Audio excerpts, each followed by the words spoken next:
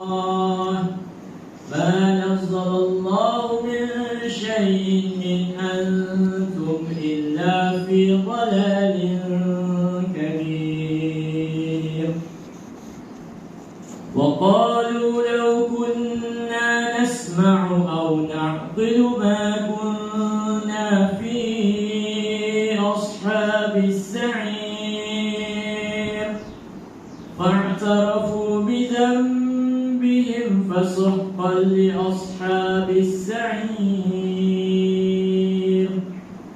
إن الذين يخشون ربهم بالغيب لهم مغفرة وأجر كبير. وأسروا قولكم أو اجهروا به إنه عليم بذات الصدور.